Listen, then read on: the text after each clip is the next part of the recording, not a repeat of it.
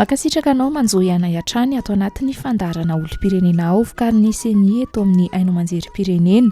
Miarabanao tonga soa indray ary manasanao hiaraka aminay hatramin'ny farany atao anatin'ny fandarana androany.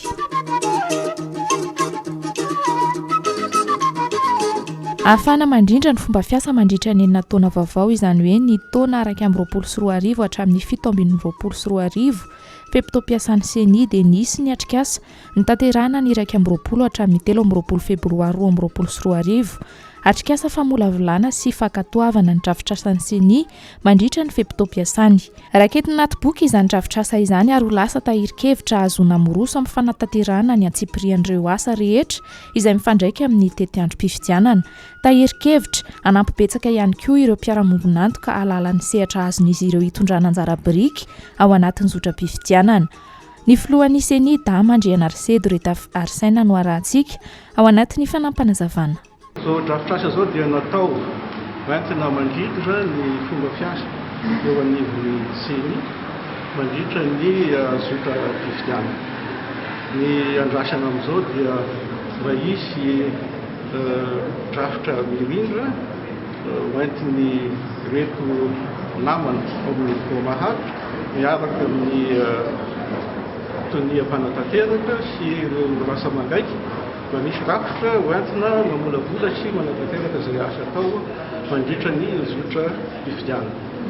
Zao Antrikasa zao ihany koa dia natao mba hampahafantarana fa eo ampiarina-asa tanteraka ny CENI amin'izao fotoana izao ary alefa zany afatra zany eo anivon'ireo namana ray mantoka amintsika eo anivony eo amin'ny fitondram-panjakana ireo mpiasetra rehetra amin'ny lafiny fifidianana. Nandray anjara tamin'ity Antrikasa ity ireo mpikambana ao amin'ny biro-maharitra, ireo tale rehetra ary ireo lehibe ny sampandraharaha isa-tsokajiny eto anivon'ny CENI. Nanatrika ny lanonana fanokafana ny solontenan'ny OIF, ny solontenan'ny EISA ary ny solotena maharitry ny PNUD eto Madagasikara. Ity farany izay nanolo-tanana ny CENI tamin'ny fanatontosana izao Antrikasa izao.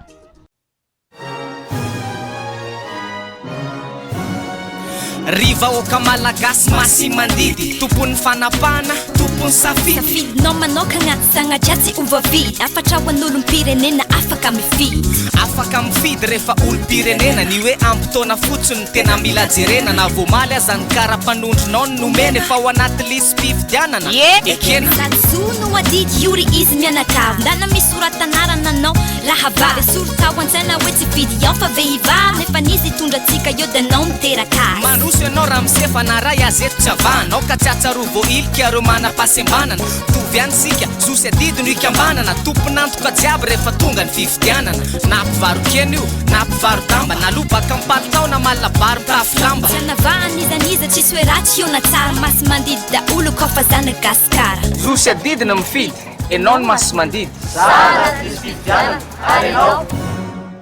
Ny farana ny 15 febroary lasa teo ny fotoana fisoratana anarana ao amin'ny lisitry ny mpifidy. Amin'izao fotoana izao dia mamarana ny asa fanotana ireo lisitra ny eto anivon'ny CENI ary andefa isa-pokotany ireo lisitra mba ho azon'ny olom-pirenena mpifidy amarinina sy anaovana fanamariana mialohany tena amoahana ny lisitra ofisialy ny volana Mey ho avy izao.